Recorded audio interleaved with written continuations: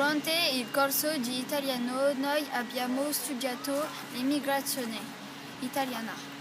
Noi abbiamo cominciato a parlare del quadro di Angelo Tomazzi, che si chiama Gli emigranti.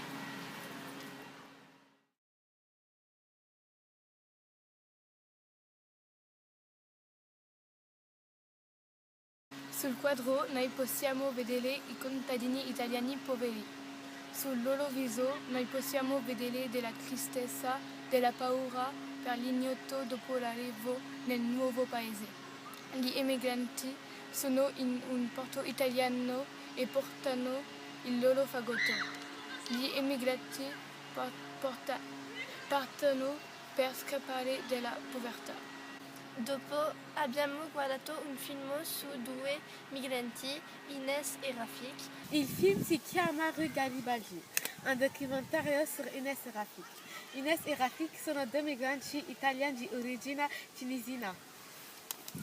Sono venuti in Francia per trovare un lavoro. Nel film noi abbiamo visto la vita quotidiana di Rafik e Ines. Rafik è un autista di Uber. Ines lavorava per una società sul suo computer. La loro famiglia manca a Rafik e Ines perché loro sono in Sicilia e Tunisia. Nel film abbiamo sentito la tristezza nel personaggio, è un film molto bello, ci è piaciuto tanto.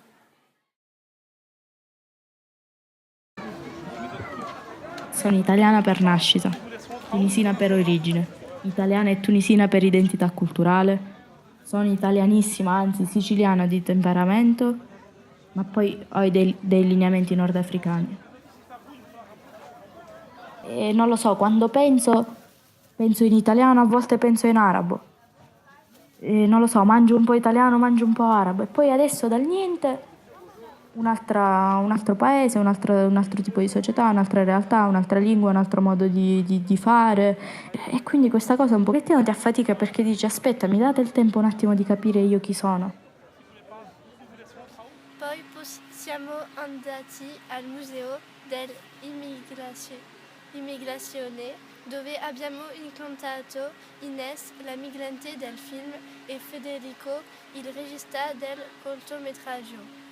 Al museo abbiamo intervistato Ines e Federico. Ti piace fare i documentari? Tantissimo, da morire. No, in realtà sì, mi piace abbastanza, però devo dire che non è facile, perché comunque io sono una persona molto timida e quindi il fatto che c'è una persona che guarda ciò che fai e poi da questa persona diventano tante persone un pochettino mi mette in paranoia, però in linea di massima mi piace.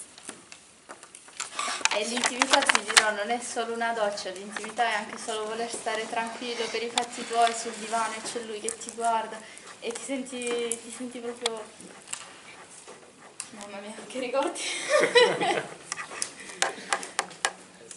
Però è una bella esperienza, perché senti che nell'inutilità e la monotonia della tua vita hai comunque qualcosa da raccontare ed è sempre bello. Grazie Federico.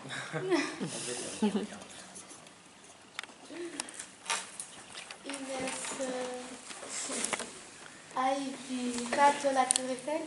Sì, non sono salita fino a sopra, però sì, l'ho visitata. Lei mai dice? È vero! Abitate ancora nella casa del documentario? Sì, purtroppo sì, per il momento sì. Ok.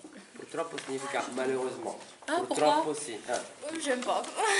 J'aime pas trop. Vous n'habitez à Cergy, madame. Qual è la tua passione? Bella domanda. Ho tante passioni, ho la passione per il lavoro, una su tutte, e per il calcio.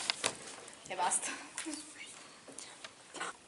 Dopo il cortometraggio hai rivisto la tua famiglia?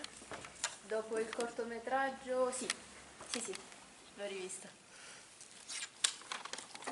Ines, Ti piace la K-pop? Che cos'è? Oh, mi sento vecchia. I feel old comme jamais. C'est quoi la K-pop? C'est du rap coréen. La musica coreano. Ah, genre, il y a quoi comme chanson? Peut-être. Là, je connais pas trop. J'écoute des trucs français, SCH, c'est pas trop bien. Je sais. C'est qui SCH?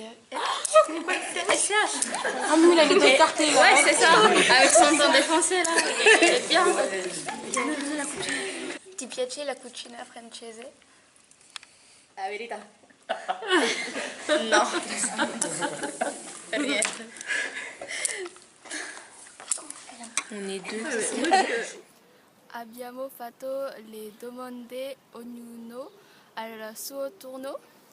Ines ha detto che ha rivisto la sua famiglia, che ci piace la cucina giapponese e che non conosce la K-pop. Poi ha detto che non piace la cucina francese. Federico ha detto che il suo film è un documentario, ma che a volte c'è un po' di fizione.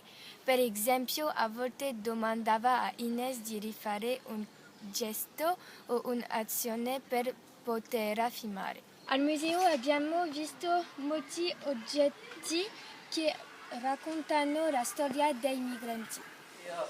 Voilà, Giuseppina Foglia, elle est française avec toutes ces histoires compliquées. Donc ça montre que finalement ces histoires familiales, elles participent à la constitution de la nation française. On voit que les parcours ne sont pas toujours forcément simples. Et dans le grenier de ses parents, elle a découvert cet objet assez extraordinaire, donc des portraits de combattants italiens de la Première Guerre mondiale. Donc on voit qu'ils étaient nombreux. Alors elle se dit finalement ça colle plus ou moins bien avec l'histoire de mon grand-père. Elle ne connaît pas tous les détails de l'histoire de sa famille, mais elle a trouvé que cet objet était assez extraordinaire. Regardez ce qui est écrit. Alors je ne vais pas me ridiculiser, je vais demander à Mathéo de lire le titre. Mais en tout cas c'est un hommage rendu aux combattants italiens qui ont combattu pour la France. Cette entreprise par M. Bonzini, que ça reste une marque de baby-foot.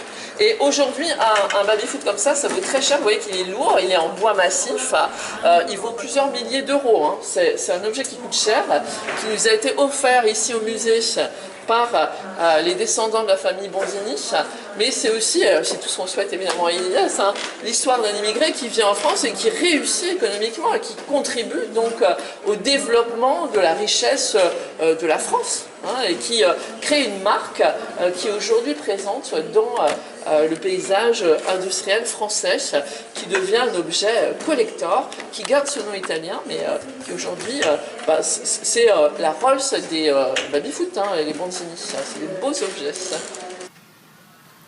Abbiamo visitato anche l'acquario che è sotto il museo dell'immigrazione. Abbiamo visto pesci, coccodrilli e tartarughe.